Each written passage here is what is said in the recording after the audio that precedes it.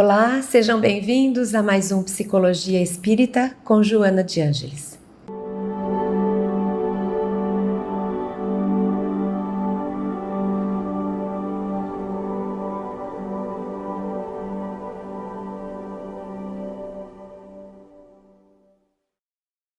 Nos episódios anteriores, nós focamos bastante em desenvolver temas que se referiam à estrutura da psique.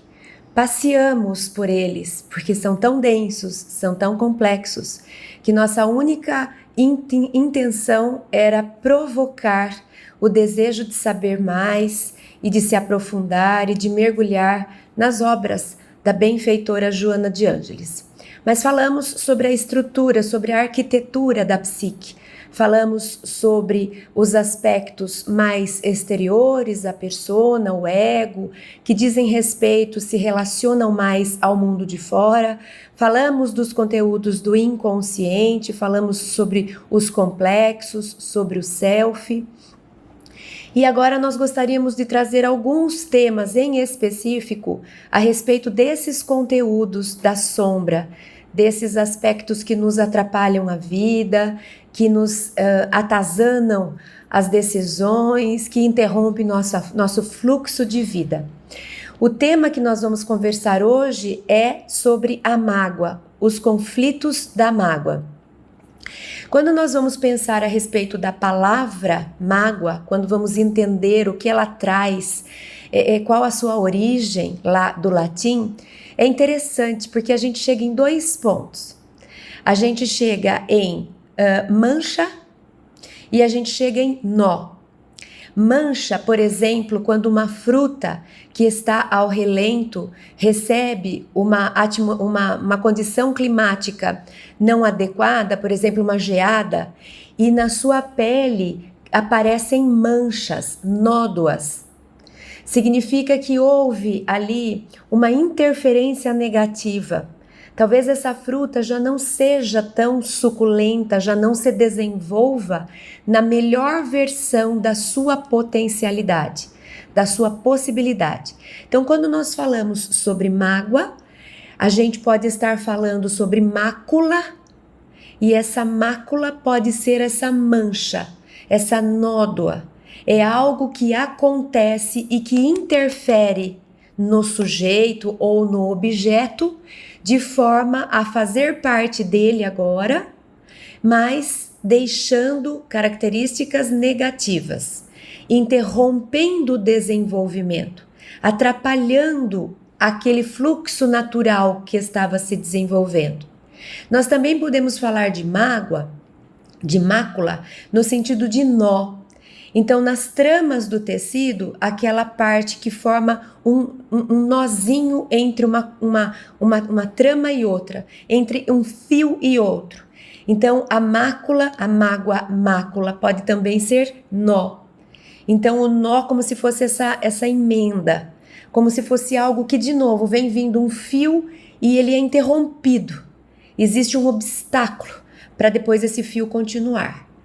Então, quando pensamos em mágoa, em mácula, estamos nos referindo a algo que interfira no nosso tecido emocional, psicológico, espiritual, como nós queiramos falar.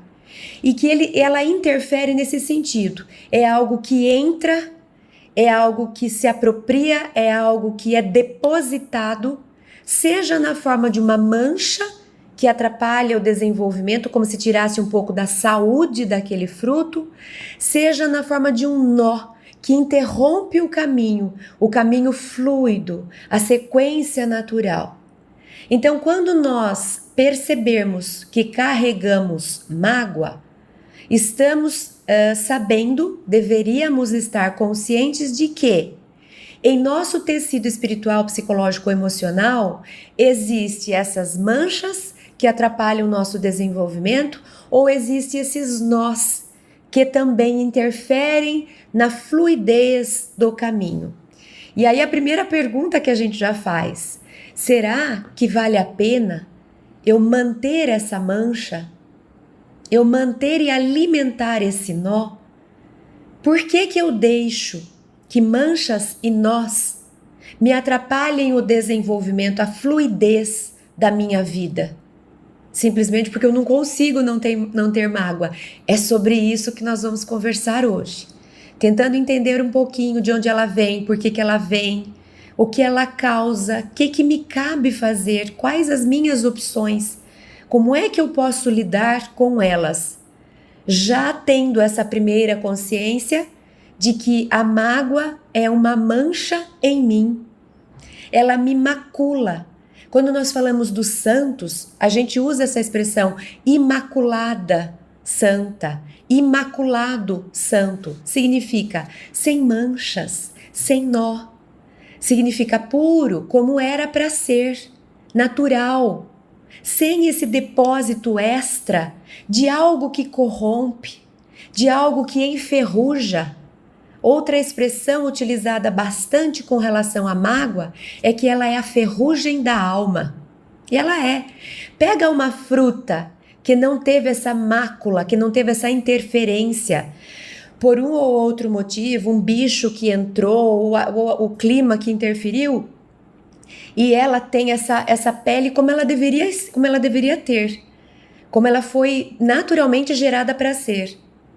Mas pega uma fruta que teve essas interferências, uma praga, uma condição atmosférica que não foi apropriada e não teve a proteção necessária, tudo bem, mas ela já não é mais a mesma coisa. A gente olha para ela e percebe que ela foi corrompida. Às vezes a gente fala, essa laranja está enferrujada, né? Tem um tipo de praga que faz a ferrugem na laranja. Então, às vezes a gente diz a mágoa como a ferrugem da alma, a ferrugem dos nossos tecidos psicológicos. Então é como se fôssemos maculados, não fôssemos puros, não no sentido de perfeitinhos, porque no nosso grau de evolução isso ainda é ilusão, mas no sentido de sermos quem deveríamos ser, de sermos naturais, de sermos nós próprios, de não deixarmos que esses elementos de fora, nocivos, essas pragas, nos entrem. E só entrou porque eu abri as portas e me maculou e deixou essa nódoa e deixou esse nó.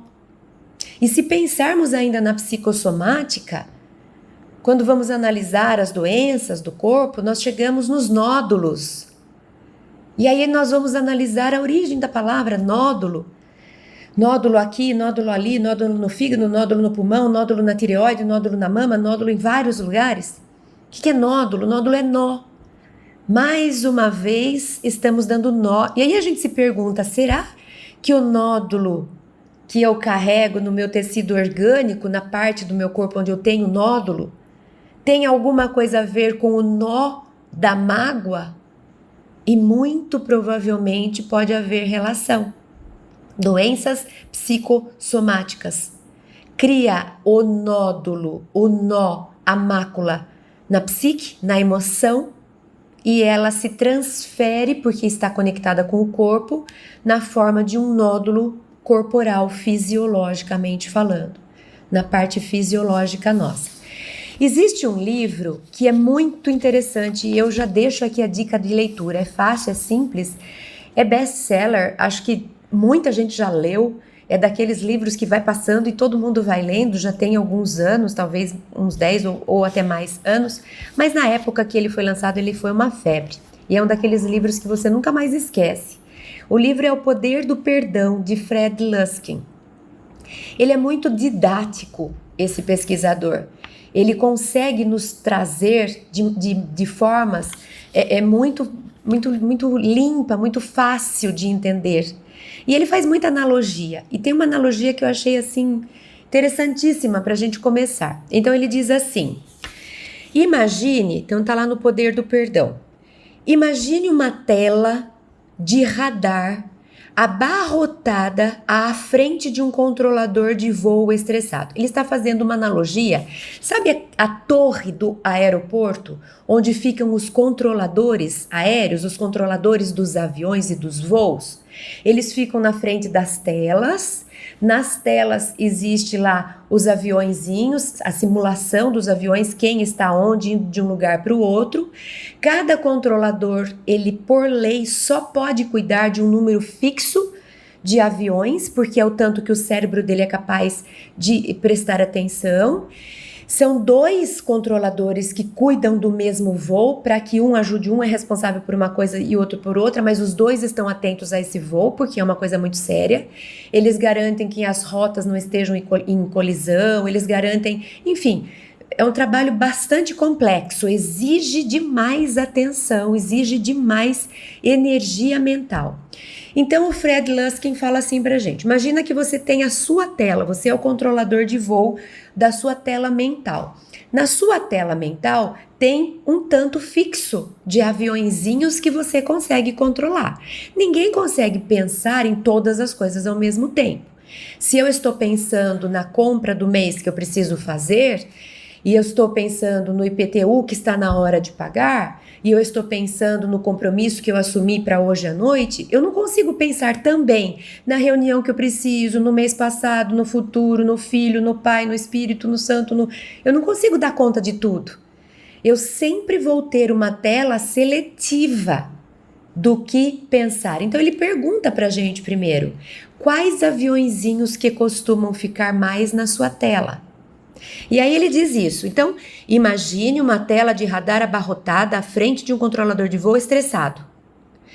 Visualize o caos na sala e as confusões dos aviões na tela. Agora imagine que suas mágoas não resolvidas são os aviões visualizados na tela, voando em círculos há dias, há semanas, há meses, sem fim, a ocupar um precioso espaço aéreo, exaurindo os recursos e aumentando as chances de acidente. Então, é muito interessante essa conscientização que o Dr. Fred Luskin nos oferece, porque ele nos... eu senti um chacoalhão, porque ele pergunta quais as mágoas que você vem alimentando, ou seja, que fazem parte do seu espaço aéreo ou espaço mental, e agora se pergunte: vale a pena manter essa mágoa no seu espaço, na sua tela? E abrir mão de pensar e alimentar e oferecer o espaço para alguém que você ama, para um sonho que você tem na vida, para algo que te dê prazer. E a gente se sente imbecil nessa hora, porque a gente percebe que a gente fica às vezes o dia inteiro pensando no chefe que não sabe falar com a gente, que é grosso, no vizinho que não compreende, que está sempre fazendo malvadeza comigo, e no sogro e na sogra e no primo, e seja lá em quem for, e todas essas pessoas ficam na nossa mente. E aí a gente pensa, e o amor da minha vida, e meus filhos, e os meus sonhos, e eu própria? E a minha conversa com Deus, e o meu tempo para eu aprender, para eu ler? Não tem. Porque eu ocupei todo o meu tempo mental com esse prazer mórbido, que é contar desgraças, falar pela 50ª vez do que me fizeram, do absurdo que me fizeram, e falar dos outros, e contar desgraças, e falar do sofrimento. E a gente alimenta, e a gente alimenta. Então, se alguém pudesse chegar e olhar e falar assim: ai, deixa eu ver, Cris, o que tem aí na sua mente? Talvez essa pessoa falasse: nossa, que vida horrível que você tem. Mas não é que eu tenho uma vida horrível. É que eu escolhi, no pouco espaço que eu tenho mental para pensar, selecionar as desgraças, as tragédias, as coisas que me fizeram de ruim, o tanto que me passaram a perna, ou seja lá o que for. Porque eu poderia escolher a mesma tela e alguém vir, deixa eu ver o que tem na sua tela, e só enxergar coisas boas, porque certamente eu tenho muitas coisas boas para eu contar. A mágoa, então, quando nós vamos falar sobre a mágoa, nós vamos chegar neste lugar, num lugar de escolha. Existe sim um acontecimento, uma instalação que pra gente parece passiva, ou seja, ninguém falou assim: ah, eu quero uma mágoa hoje, onde que tem para eu ir lá e comprar?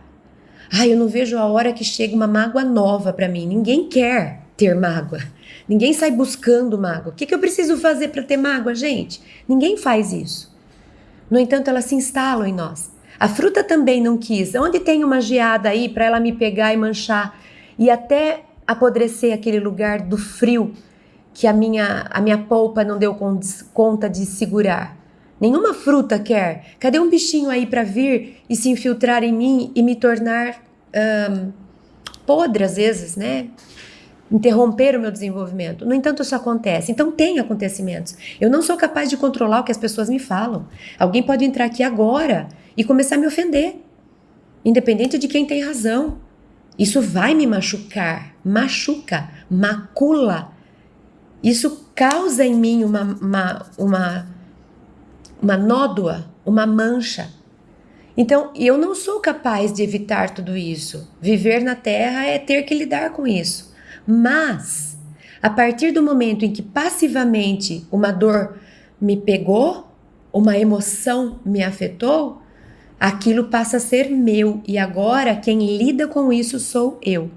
Então, eu posso sim escolher o que eu vou alimentar mais, o que eu vou manter mais na minha mente.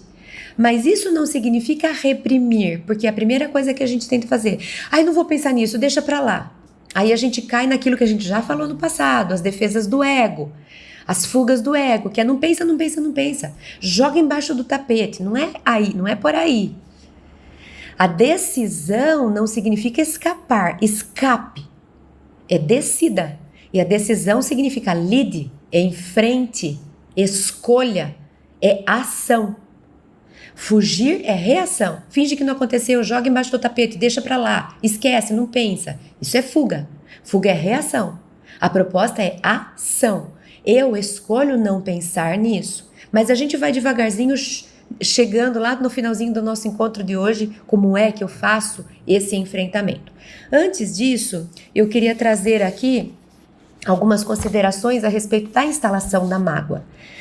Primeira consideração é que a mágoa me pega dependendo de mim também. Alguém chega aqui e me faz uma ofensa, essa ofensa vai calar em mim e vai gerar em mim uma mágoa pequena, grande ou nenhuma, de acordo comigo também. Vamos imaginar que se alguém ofender a mim e alguém ofender do mesmo jeito, falando a mesma coisa, só que se dirigindo a Jesus, a reação minha e a de Jesus não tem nada a ver uma com a outra. Então, 50% de cada lado sempre. Então, se eu tiver a tendência de contar de uma mágoa minha, daquela vez, há 20 anos atrás, quando aquela prima minha veio na minha casa e me falou isso, e olha eu que era uma pobre coitada. Se eu conto da minha mágoa como se o problema fosse o que o outro me fez e eu fosse só a pobre coitada da situação, eu não estou consciente de que tudo que tem em relação tem 50% de cada lado. E a gente prova isso simplesmente mostrando o que eu falei. A pessoa chega e me ofende, a pessoa chega e ofende a Jesus. A situação vai terminar igual? Não. Mas se a mesma pessoa ofende do mesmo jeito duas pessoas, por que o final é diferente? Porque o 50% do ofensor é igual, mas o 50% de quem foi ofendido é diferente. E a gente vê isso no dia a dia. Às vezes alguém fala assim, nossa, eu fiquei sabendo o que fizeram pra você, e eu falo, mas tudo bem, mas como assim? Se fosse eu. Então, 50% de cada lado. Ou, às vezes, alguém chega e fala assim, eu fiquei sabendo, mas tudo bem, né? Não, tudo bem não, e faço o maior drama. E a pessoa fala assim, nossa, mas não precisa tudo, não é para tanto. 50%, eu ajo de um jeito, o outro reage do outro jeito. Então, o olhar do observador modifica muito a forma como as mágoas se instalam ou não. Então, Joana de Ângeles, no livro Momentos de Saúde, capítulo 11, ela diz assim, pessoas mais sensíveis que não conseguem suportar ou superar esses fenômenos das pressões constritoras, refugiam-se em ressentimentos que as infelicitam e predispõem-nas a reagir sempre, desferindo dardos venenosos contra aqueles que se lhe transformam em inimigos, reais ou imaginários. Algumas intoxicam-se de mágoas e fenecem, adoecem. Outras, inconscientemente, tornam-se vítimas de insucessos afetivos, sociais ou financeiros. Então, o olhar do observador, ele vai determinar como eu vou reagir ou como aquilo vai me afetar. A coisa é provocada, tudo bem, não fui eu que provoquei, foi o outro, 50% do outro. E às vezes esse outro é a própria vida, um acontecimento, um imprevisto. Perdi o voo foi cancelado. Tem coisas que não é de propósito que alguém me faz. Agora, como eu vou lidar, como eu vou reagir, é meu. E Joana, por enquanto, está falando de duas formas que eu vou trazer aqui como opostos. Um oposto é essa pessoa que se enraivece e briga com todo mundo, nunca mais na minha vida você vai ficar comigo, eu te odeio. Então ela enraivece, ela vira bicho afetado e se intoxica e parte para essa violência. Então tem pessoas que ao serem afetadas brigam, explodem, e tem pessoas que fazem o movimento contrário. Agora ela vai para o outro lado, o outro extremo. Eu sou uma pobre coitada, sente e chora, sabe? Sente e chora. Eu não posso fazer nada, que quem me dera se eu pudesse fazer alguma coisa, e se sente vítima. Então um vira esse violento que quer explodir e matar lá fora, o outro vira esse violento para dentro, passivo, vitimista. Sou um pobre coitado, senta, chora. A vida é uma desgraça, eu não mereço viver. São duas formas que a gente tem de lidar com as coisas que nos acontecem. Joana de Ângeles está mostrando. E vai depender do olhar do observador. Meu olhar. Eu posso ter tendências a olhar para um lado e tudo que vai me acontecendo que me frustra, que eu não gosto, que me magoa, eu solto os cachorros e brigo, ou eu posso ter a tendência de que quando eu me frustro, alguma coisa acontece, as pessoas me prejudicam, eu me sinto coitadinha, eu sento, choro aos céus, ó dia, ó azar.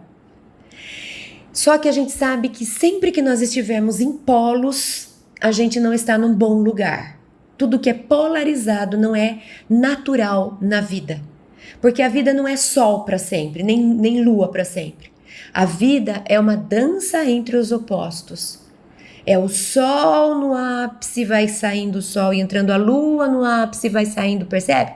O movimento natural que é saudável é um movimento que tem tensão entre os opostos, como dizia Jung. Tem que ter movimento entre os opostos. Então, se eu só reajo de um jeito, só reajo do outro, não é bom. O bom é a gente sair dos polos e a gente caminhar mais para o meio. E para caminhar para o meio, a gente vai chegar numa outra coisa que tem a ver com o olhar do observador. Aí, agora a Joana está lá no livro O Ser Consciente, capítulo 5. Então, no Ser Consciente, capítulo 5, ela diz assim: o que a uns constitui gravame, aborrecimento, a outros não passa de insignificante acidente de percurso, que estimula a marcha. Quanto mais se valoriza o problema, mais vitalidade se lhe oferece, aumentando-lhe a força de ação com seus correspondentes efeitos. Então tem sempre essa terceira opção. O Jung fala dessa terceira opção, que é a inteligente. Opção ignorante, burra, né, no sentido de não era isso que você devia ter feito, é sair quebrando tudo, xingando todo mundo, sendo violento. Isso não é inteligente. Não vai ficar bom para ninguém isso. Outra opção que não é nada inteligente, eu mereço sofrer, ó céus, ó dia, ó azar, sou uma pobre coitada, sente e chora. Também não é inteligente, não vai ajudar ninguém. Existe a terceira alternativa, essa é inteligente, que é aquela frase que a gente costuma falar: o que a vida faz comigo, paciência, é passivo, eu recebi. E eu recebo não por causa de injustiça, porque existe justiça divina. É por conta de escolhas do meu passado, livre-arbítrio usado lá nas vidas passadas. É por conta de resgates, é por conta de seja o que for. Ninguém é injustiçado. Nada me acontece se eu não tiver um motivo, se eu não tiver uma conexão com aquilo. né? A gente sabe que ninguém, nem peru mais hoje morre de véspera, né? Mas aconteceu, passivamente. Puxa, eu não queria, aconteceu, tá aqui. Agora é essa pergunta que Joana está nos fazendo. Você vai ser daqueles que sai brigando com todo mundo, estourando, quebrando violentamente, como quem diz, eu não mereço, o mundo vai pagar por isso e eu saio destruindo tudo? Eu sou aquela pessoa que fala, eu sou uma pobre coitada, mereço sofrer mesmo, pode vir e me destruir e fico só contando desgraça. Cada um que chega e pergunta pra mim, eu conto uma desgraça e a pessoa fala, gente, que vida infernal essa pessoa tem. E às vezes não tem, a vida dela deveria ser maravilhosa. Só não é porque o olhar do observador, ela olha para aquilo desse jeito, escolhendo. Ou podemos vir para essa terceira via, para essa terceira opção, para essa terceira e inteligente que sai dos polos. Jung fala dessa terceira opção, dessa opção inteligente. É ela que vai nos dar o quê? Resiliência. Porque eu nem vou estourar lá fora, eu nem vou estourar aqui dentro, eu vou tentar ver o que eu posso fazer. Se eu puder ter acesso lá fora, eu vou conversar com aquele que me ofendeu, eu vou pontuar, eu vou estabelecer limite, eu vou reivindicar aquilo que me roubaram, eu vou me reorganizar para não passar mais pelo que eu passei, eu vou tomar decisões lá fora. E da mesma forma eu vou olhar para dentro. Como que eu posso olhar para isso diferente? Não é porque eu achei que acabou o mundo, porque acabou, às vezes não. Como que eu posso fazer o que me cabe, o que eu tenho em mãos? Como que eu posso olhar para isso? Deixa eu pensar diferente. Deixa eu esvaziar a raiva, agora eu vou lutar. Cadê a espada que Jesus fala? Não vem trazer a paz, mas a espada. Ou seja, eu me movimento de forma planejada. O que me cabe fazer no mundo de fora? Esse lugar que me ofendeu. O que me cabe fazer? Às vezes não vai caber nada. Às vezes você vai falar, olha, não tem como eu acessar essa pessoa, eu não sei nem quem é. Paciência. Eu vou ter que mexer só com dentro. E mexer com dentro significa eu conversar comigo mesma, eu me acalmar, eu encontrar alternativas, eu ver como eu posso me modificar. De repente eu vou parar de fazer alguma coisa que eu estava fazendo porque era isso que estava dando abertura para ser tão ofendida com facilidade. Enfim, eu vou fazer uma reforma íntima para ter aprendido com a experiência e terminar a experiência num lugar melhor. A Joana de Ângeles, no livro Plenitude, o livro inteiro é explicando pra gente por que a gente sofre. A gente termina o estudo do livro falando assim, olha, que venham os sofrimentos. Porque a benfeitora nos mostra um olhar sobre o sofrimento que é pedagógico. Não tem nada de punitivo, de que deu errado, de que eu sou um crápula, por isso que eu sofro. Não. O sofrimento é simplesmente experiências difíceis que vão exigir de nós posturas novas. Eu vou ter que pensar coisas que eu não tinha pensado. Eu vou ter que criar força da onde eu achei que eu não tinha. Eu cresço. Criança pode falar, escola é sofrimento. E a gente pode falar, não é nada. Escola é para você crescer, aprender, se desenvolver. Mas para ela aquilo é sofrimento. Todo sofrimento é assim. Quem está de um ponto de vista superior, olha para aquele como instrumento, escola, escada para você subir. E quem está no meio dele fala, que horror, o mundo acabou, tá horrível. Então, a proposta, essa terceira opção, o que eu posso fazer a respeito, é essa. Eu trouxe essa técnica, que é uma técnica japonesa, tem dois nomes, um deles é Kintsugi, eu acho que é assim que se fala. É uma técnica, é linda a história, é linda a história. Eu tenho um sonho de ter uma dessas cerâmicas. É uma cerâmica que foi quebrada, naturalmente. É assim que essa técnica nasceu. A cerâmica estava lá na casa, caiu e se partiu em vários pedaços. Aí os japoneses inventaram essa quase técnica, mas é também uma terapia, porque é linda. Que ela você junta os pedaços e você recompõe a obra, a tigela, o pote, o vaso, o que for. E nos lugares aonde ficou o racho, esse rasgo, que muitas vezes lascou e às vezes não dá uma emenda perfeita, você acrescenta uma massinha que é como se fosse uma cola, que é feita com pó de ouro, de prata ou de platina, metais nobres. E aquela peça que já era bonita, que já era valiosa, ganha mais valor porque passa a ser única. Antes, ela poderia ter sido criada numa linha de produção. Junto com essa minha tigelinha, com esse meu bowl, tinha saído 1000.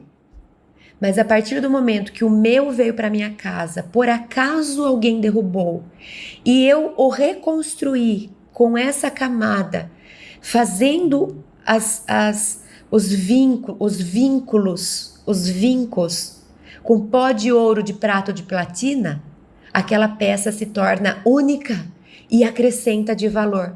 Gente, tem uma imagem mais linda do que essa para falar sobre resiliência?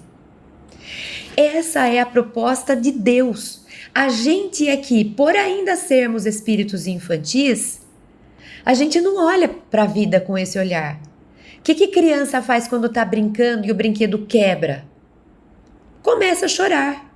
Chora, se desespera. A gente não consegue olhar desse ponto de vista que o japonês está nos ensinando. Não é porque uma coisa quebrou, é que ela terminou. Ela findou uma etapa da vida dela. Mas ela pode se transformar e recomeçar uma nova etapa da vida dela. Não é assim que Deus planejou pra gente? A gente pega um corpo perfeitinho, lindinho, perfeito no sentido de funcional.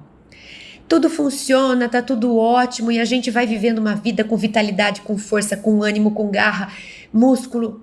Só que quando a gente termina a vida, se a gente conseguiu fazer uma vida inteira, no finalzinho, o que a gente fala? Ai, esse corpo aqui, ele já foi quebrado, cortado, rasgado. Tem coisa que já apodreceu. Faz parte da natureza. E aí Deus fala o quê? Vamos reconstruir, não o corpo, mas a experiência. E vamos pegar de novo o mesmo caminho de uma nova forma.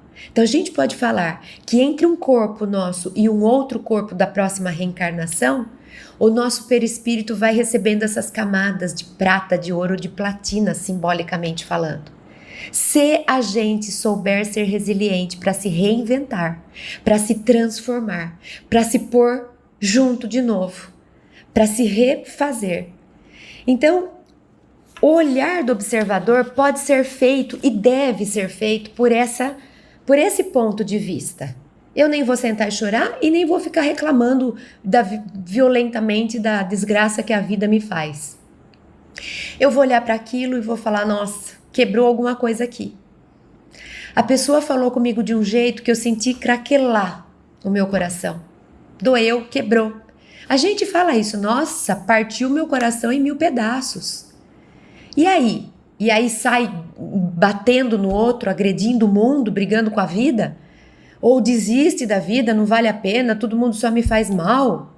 Não, vamos aplicar a técnica Kintsugi, que é, vamos catar os cacos, vamos reconstruir, vamos colar com fios de ouro, com pó de ouro, que é o bom pensamento, a gratidão pela vida, a oração, a conversa com os amigos, o passe, o estudo, tudo isso me ajuda a me pôr de novo firme.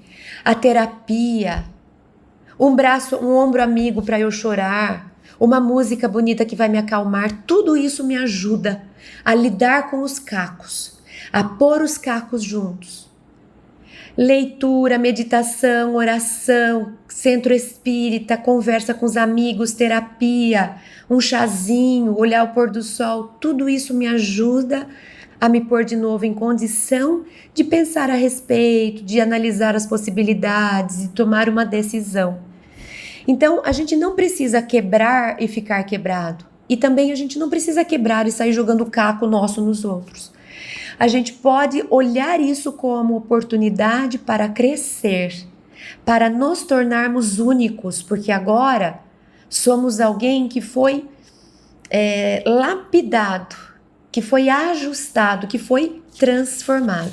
Então é linda essa imagem que eu queria deixar como essa proposta de que a gente pode sim lidar com as mágoas que nos chegam de várias formas, e a melhor delas é pela resiliência, crescendo com elas. Outro ponto que eu queria falar a respeito da mágoa é sobre a lamentação. Então eu pus essa mocinha aí com essa cara, bem com cara que a gente faz, né? Que nem criança que tá emburrada às vezes. Joana de Ângeles, no livro Autodescobrimento, uma busca interior, no capítulo 10, ela diz assim: entre os hábitos negativos que se arraigam nas personalidades conflitáveis e inseguras, a lamentação ocupa um lugar de destaque. Tem tudo a ver, né? Mágoa com a lamentação. Quer dizer, eu lamento e aí eu gero mágoa. Tem muita relação. Joana de Ângeles fala que é um vício perturbador. Vício. Eu vou tender a fazer. Toda vez que alguém me prejudicar, me ofender, eu vou cair na lamentação e vou gerar uma mágoa. Vou cair na lamentação e vou gerar uma mágoa. Vira vício. Vício perturbador deve ser combatido com a lucidez da razão, em face à não justificativa dos argumentos em que se apoia. Então aqui nós vamos fazer uma distinção, porque nós vamos usar a palavra racionalização de duas formas. Primeiro, o que Joana está dizendo aqui? Quando nós falamos sobre as defesas do ego, sobre as fugas do ego, uma delas é a racionalização, no sentido de que eu fico arranjando justificativa. Ô Cris, por que você tá com essa cara triste? Porque a morte da Bezerra. Puxa, mas você já falou isso já faz 3 meses. Já passou, Cris. Passou para você. E eu fico justificando, e fico inventando explicação. Isso é fuga. Ao invés de eu enfrentar, decidir, mudar e ir viver, eu fico parada ali. E reclamo, e lamento, e justifico, e explico. Essa racionalização, ela é negativa. É você ficar disfarçando para não ir fazer o que precisa ser feito, se pondo de coitada. Então você usa argumentos, você cria argumentos para justificar a sua inanição, acomodação. Então essa racionalização, ela é negativa. Eu uso o poder da razão, eu uso o poder de argumentar, eu fico pensando inteligentemente e elaboro um monte de argumentos para justificar eu ficar no lugar que eu tô. Eu sou uma pobre coitada, olha o que a vida me fez, imagina o que o outro me causou. Essa racionalização que Joana diz que não é boa, ela está chamando aqui de lamentação. Eu fico criando argumentos de justificativas super inteligentes, só com o objetivo de não sair do lugar, de continuar me lamentando. Então isso não é bom e a gente costuma fazer quando a gente está magoada. Quantas vezes a gente fala assim: você não acredita, eu encontrei com a fulana ou com o fulano e me contou de novo aquela história, ele já esqueceu o que ele me contou, é a 4ª vez, eu não aguento mais ouvir que ele foi prejudicado pelo vizinho que enganou. Não é que a gente não tenha empatia ou compaixão. A gente tem empatia e compaixão do jeito dele, não do que aconteceu. Porque olha o que ele está fazendo para a vida dele. Tanta coisa acontecendo, ele podendo fazer tantas coisas, ele escolhe ficar com esses aviões. E fica rodando em volta e alimentando, porque o corpo está aqui, gente, ele não está desconectado da emoção. Cada vez que eu tenho uma emoção, meu cérebro vai procurar os hormônios correspondentes à emoção e descarrega no meu corpo. Cada vez que eu lamento, é uma descarga de cortisol, ou seja lá o que for, adrenalina, dependendo do que eu sentir, é uma descarga de um hormônio que não vai me fazer bem. Então eu escolho. Por isso que Chico Xavier falava da mágoa, se eu não me engano, ele falava que é a gente tomar um veneno e esperar que o outro morra, né? Quando a gente fica da vingança, que tem tudo a ver com a mágoa. Eu não percebo que eu estou me prejudicando quando eu fico remoendo isso. Que nódulo em mim está aparecendo? Se a gente pudesse, a gente parava na hora. Se a gente pudesse ter essa consciência corporal de perceber que cada vez que eu fico remoendo aquilo, tem um nódulozinho que vai brotando em alguma parte do meu corpo, eu garanto que a gente, fechava o bico na hora e ia ser feliz. Mas a gente não percebe, nós não temos ainda essa consciência corporal. E o negócio lá dentro vai aparecendo e a gente nem sabe que é a gente que está criando, né? Então, nesse capítulo 10 do autodescobrimento, ela fala a respeito desse vício. e da racionalização nesse sentido de fuga, de ficar usando argumento para justificar a lamentação. Mas tem uma outra forma de usar a racionalização, que é uma forma positiva.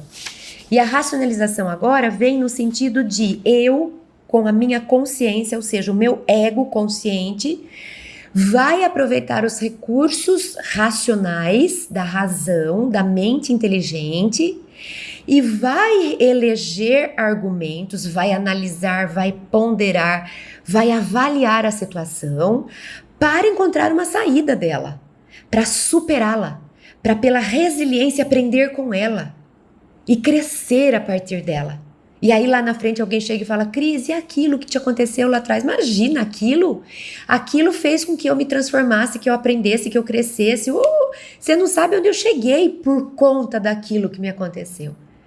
Então essa sim é a postura que a gente deveria adotar. Então Joana de Ângeles, ainda no capítulo 10 do Autodescobrimento, fala dessa outra racionalização. Ela diz assim: a amargura deve ser racionalizada no sentido de analisada, ponderada, avaliada, decidida, a fim de ser diluída e sua vítima recuperar a beleza, a alegria de ser e de viver, tomando parte ativa nas realizações do meio social onde se encontra para fortalecimento de valores e de evolução. Então, ao invés de eu ficar usando a minha mente para mostrar o quanto eu sou desgraçada e contar a história e aumentar a história e analisar a história negativamente falando e não sair do lugar, é a gente modificar o nosso ponto de vista e a gente... O que eu posso fazer? Usa a inteligência, cria a terceira opção, que é aquela que eu ponho a mão na massa, eu vou diluir, eu vou pensar, o que eu tenho de opção, como que eu posso lidar. No livro do Poder do Perdão, ele dá várias técnicas, a gente adora técnicas, de como extravasar a raiva, a mágoa, sem que isso vire mácula.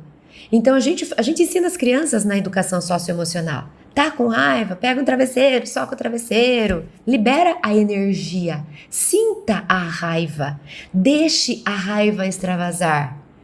Fecha o capítulo da raiva e vai viver. É assim que a gente deve lidar com as emoções negativas. Nossa, me ofendeu tanto, eu queria chorar. Chora. Entra no banheiro, se quiser chorar com dignidade para outra pessoa não perceber que ela machucou a gente. Tudo vale. Entra no banheiro, chora, se sinta coitada, chora. Lava o rosto e sai e vai viver. E não volta nesse ressentimento, ressentir, lamentar, remoer. É assim que a gente não deixa a mágoa se instalar e a gente segue a vida usando ela para crescer.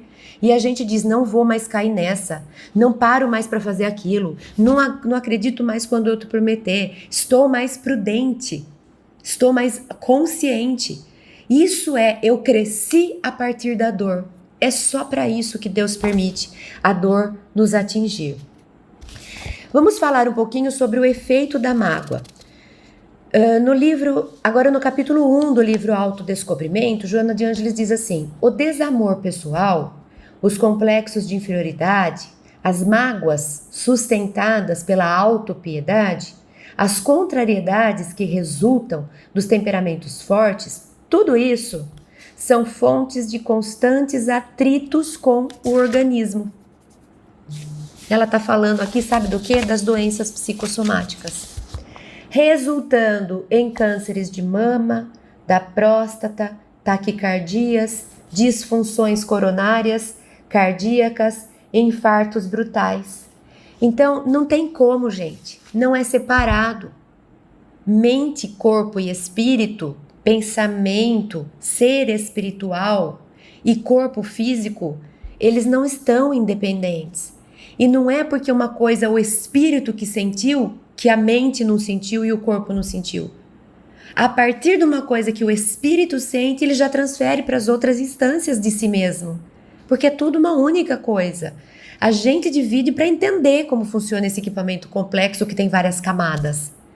Mas se o corpo recebe um baque, a emoção já vem junto, a mente já vem junto, o pensamento já começa a aparecer e o espírito capta. Está tudo interligado, integrado. Então a pergunta é sempre essa: essa emoção que eu estou sentindo agora está gerando o que no meu corpo? A gente sente. Para fazer uma visualização que o Divaldo dá de vez em quando, Joana de Ângeles. Para fazer uma visualização. 10 minutos, 15, 30 minutos. E me fala se fisiologicamente você não ficou diferente no final. Mas a visualização foi puramente mental. Eu visualizei, eu imaginei. Pois é. Mas ao imaginar, a emoção foi afetada. A emoção é afetada, ela descarrega hormônios e o corpo recebe. Então é tudo uma única coisa. E Joana de Ângeles chama atenção. Então é uma pergunta bem interessante para a gente se livrar logo das mágoas ou ter ânimo para se livrar das mágoas no sentido de lidar e não de esconder. É isso, é pensar mágoa gera doença. Eu não quero ficar doente. Então tá na hora de eu abrir mão do troféu que essa mágoa me dá, porque muitas vezes é troféu. Eu fui traído. Nossa, é uma delícia contar pro Deus e o mundo. Parece que eu tenho um troféu de coitada, né? Mas a gente gosta. E aí a gente conta, e a gente conta, e a gente conta. É abrir mão dos troféus que a gente carrega, de fui desrespeitada na minha casa quando eu era criança, me abandonaram, e meu marido me traiu, e o meu chefe, e parece que a gente tem uma prateleira de troféus que a gente acha lindo. Mas esses troféus não me levam a lugares maiores, eles só me levam a lugares de vitimização. Então, nada de autopiedade. Vamos entender assim, todo mundo aqui sofre, cada um leva um tombo. Mas eu olho você hoje, é tudo lindo na sua vida. Hoje, mas você está tirando uma foto. E amanhã? E ontem? Mas a sua vida hoje a minha vida pode ser assim ou assado. E a minha vida passada? E a minha vida futura? Todo mundo vai experimentar tudo, gente. Não adianta a gente tirar uma foto e ficar se comparando com os outros. Olha para si, viva o seu momento. Se o seu momento espiritual hoje é de descanso, descanse. Se seu momento espiritual hoje é de estresse, tudo bem, lida com ele, aprenda com ele, ele vai passar. Se seu momento de vida hoje é a correria, aprenda com ela, até para ver se vale a pena a correria ou não. Aprenda, experimente, tome decisões a partir da experiência, é para isso que elas vêm. A gente tem que ter propósito de vida e não deixar o propósito de vida escapar por conta da gente ficar se deixando levar pelas emoções. No livro Ser Consciente, capítulo 5, Joana já começa a falar pra gente a respeito da libertação da mágoa, como é que a gente sai disso. E tem lá, o grande fanal da vida é a autorrealização, o autoencontro, através dos quais se identifica com o seu próximo e Deus. Para se lograr o cometimento, quem esteja nas sombras da amargura, permita-se uma fresta, por onde entre a luz da esperança, e ao banhar-se com sua claridade, não lhe resistirá ao brilho, sendo vencido pela mensagem de que se faz portadora. Olha que linda a mensagem poética da Joana. E aqui que ela está dizendo, é como se ela falasse assim, lembra de qual é seu propósito na vida? Você veio aqui para crescer, para aprender, para se superar, para ser feliz, para se aproximar de Deus, para se conhecer. Tudo aquilo que te roubar esse propósito, que te desviar desse caminho, não vale a pena ser investido. E a minha pergunta é, a mágoa que eu carrego, ou as mágoas que eu carrego, me ajudam nesse propósito? Me aproximam de Deus? Me ajudam no autoconhecimento? Me fazem crescer, aprender? Só se eu lidar com elas. Só se eu conversar a respeito delas, analisar, tomar decisões, diluir e enfrentar. Se eu ficar chorando, me pondo de coitada ou brigando com o mundo, certamente eu não me aproximo de Deus, de Jesus, de mim mesma e não cumpro o meu objetivo de vida. Então não se deixe por essas iscas gostosas de ficar se lamentando, morde a isca e esquece do que veio fazer. Passa uma vida inteira contando uma história trágica a respeito de si mesmo, da grande traição que sofreu. E esquece do que veio fazer. Então eu vou no supermercado para comprar alimento para os meus filhos que estão em casa, chega na porta do supermercado, alguém me provoca, eu fico brigando. Passo o dia brigando, passo a semana brigando. E esqueci o que eu fui fazer, esqueci meus filhos, esqueci Quer dizer, eu agi não de acordo com o que eu escolhi, mas de acordo com o que o outro me arrastou. O outro que estava com vontade de brigar me puxou, eu fui. E esqueci do que eu queria fazer. E passei a fazer o que o outro me levou a fazer. Então, muita consciência. Converse com você. O que eu estou fazendo? Para quê? O que eu estou perdendo ao decidir ficar me lamentando, sentando, chorando? O que eu estou ganhando com isso? Consciência crítica. Isso não pode me afastar do meu propósito de vida. E no livro O Homem Integral, capítulo 7, Joana diz assim: não se escora o amor, né? O amor liberta. Então, não se escora em suspeitas, nem exigências infantis. O que eu estou trazendo aqui? Eu vou falar da respeito do quanto a gente cria mágoas pra gente a partir das expectativas. Ai, eu espero isso do marido, o marido não faz. Fiquei magoado, magoou, a gente fala. Infantil, né? Então, eu costumo falar isso quando a gente está lidando com... nos grupos aqui, e a gente está falando com casais, por exemplo, então eu brinco e falo assim, olha, se para você é importante aniversário de casamento, faça acontecer. Porque para o outro pode não ser relevante, pode ser que ele não tenha essa coisa com datas. Pode ser que para ele a celebração seja de outro jeito. Então, se você espera que no dia do aniversário de casamento surja um presente, surja um jantar, surja uma noite especial, avise. Olha fulano, olha fulana. Eu estou com expectativas, as expectativas foram criadas. Então, na minha cabeça, nós vamos comemorar o nosso aniversário de casamento, de união, seja do que for. Assim, vamos trocar presentes, vamos estar sozinhos, vamos jantar-se aonde? Fala. Não deduz, não cria expectativas. Porque daí tá chegando, você fala assim, e aí, o que nós vamos fazer no dia? Nada, eu marquei pra jogar futebol, marquei um jogo de vôlei com minhas amigas. E magoou. Mas magoou porque você se pôs nesse lugar, você criou expectativas. Então, cuidado com as expectativas, é isso que eu gostaria de chamar a atenção. Então, Joana diz assim, não se escora em suspeitas, nem exigências infantis, elimina o ciúme e a ambição de posse, proporcionando inefável bem-estar ao ser amado, que, descomprometido com o dever de retribuição, também ama.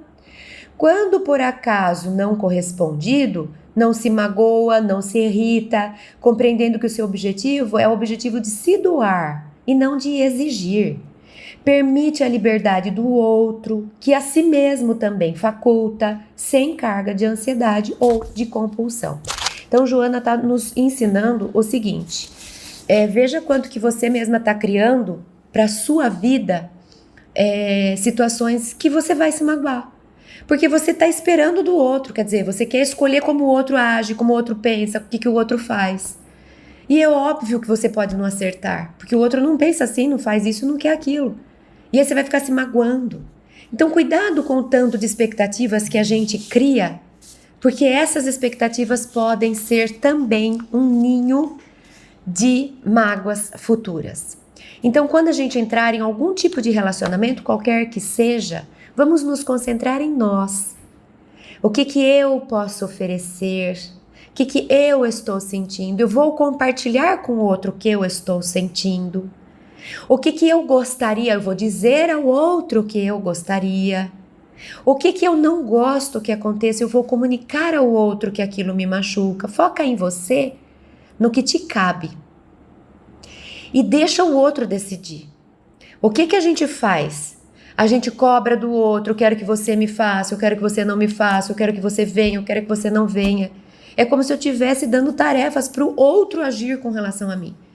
Eu não posso fazer isso, mas eu posso pedir, eu posso comunicar, eu posso contar, eu posso compartilhar e esperar que o outro que me ama e que queira se relacionar comigo faça uma concessão, faça um agrado, mas eu vou entender também que quando ele não fizer, tudo bem, é porque ele não pôde dar, mas eu não vou cobrar. A gente pode facilitar muito nossas relações, retirando as expectativas, retirando as projeções, dedo apontado, o outro não é. Quem sou eu para falar que o outro é ou não é? Traga para você, compartilhe mais o que você quer, o que você sente, como você gostaria. Ouça mais do outro ao invés de apontar e dizer para o outro. Então, sempre que a gente trabalhar com as expectativas, cuidando delas para que elas não cresçam, a gente está minimizando os efeitos de possíveis mágoas. Fica então esse convite para que a gente busque as mágoas, traga elas para a mente, processe, analise, dilua e encerre. Precisa fazer alguma coisa, vamos fazer, senão deixa. Elimina, eu abro mão de você, mágoa, pode ir, acabou, eu não vou ficar lembrando de novo, tá tudo certo, tá todo mundo bem. E aí vai sobrar espaço na nossa tela do nosso controlador de voo para a gente pôr coisas lindas da vida para trazer os nossos amores. Pensem sobre isso e semana que vem a gente volta.